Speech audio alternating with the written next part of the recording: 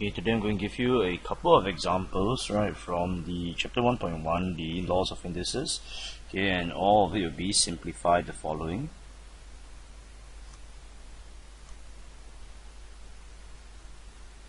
Okay, for the first question, I'm going to do, right, a simple one. A to the power of 10 times a to the power of 8.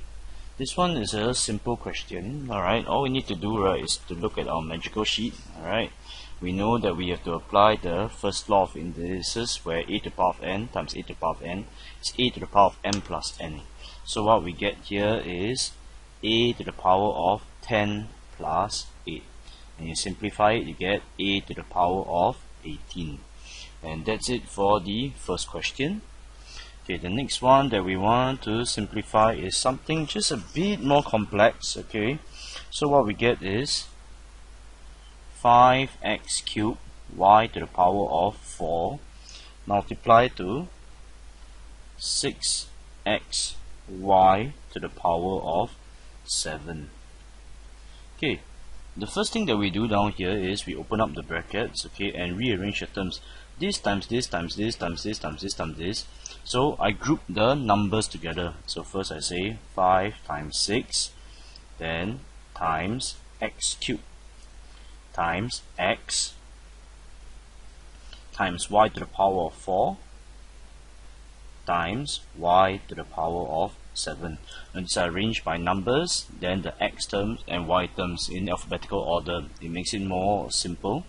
5 times 6 is simply 30, x to the power of 3, x to the power of 1. So I get x to the power of 3 plus 1, and y to the power of 4 plus 7. So I'll get 30, x to the power of 4, y to the power of 11. Like this. That is 1b. I think it's still quite simple. Okay, I move on to another one. Okay, C. Okay, I call this 2a. And what we have here is this q to the power of 17 divided by q to the power of 11.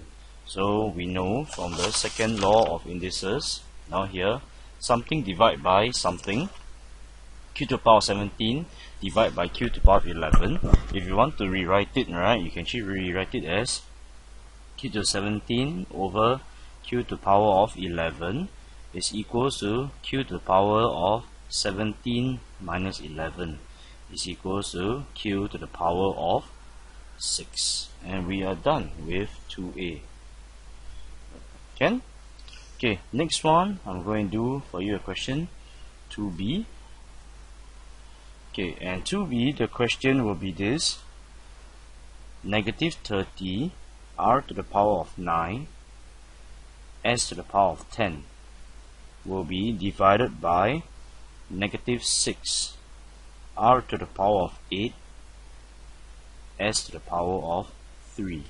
Okay, this one, right, what you can do is you rewrite it into something that you can be more familiar with. Alright, negative 30 r to the power of 9 s to the power of 10 divided by negative 6 r to the power of 8 s to the power of 3.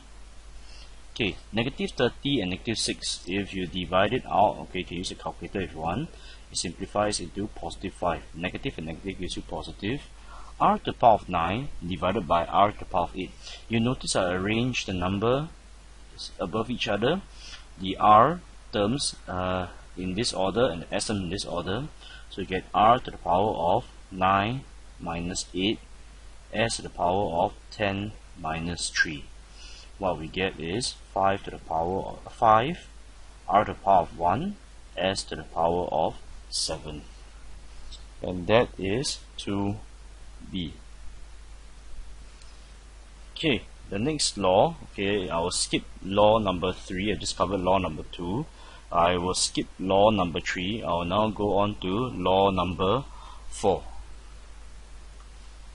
Okay, so I call this example 4a. Here we have b to the power of 9 and 5 here. When you open a bracket, it simply equals to b to the power of 9 times 5. is b to the power of 45. And next one, or the last one for this video, what I get is c to the power of 6 bracket 8 divided by c to the power of 3 bracket 10. Just do it slowly, okay? What we do here first is we open bracket c to the power of 6 times 8 divided by c to the power of 3 times 10. What we get is c to the power of 48 divided by c to the power of 30.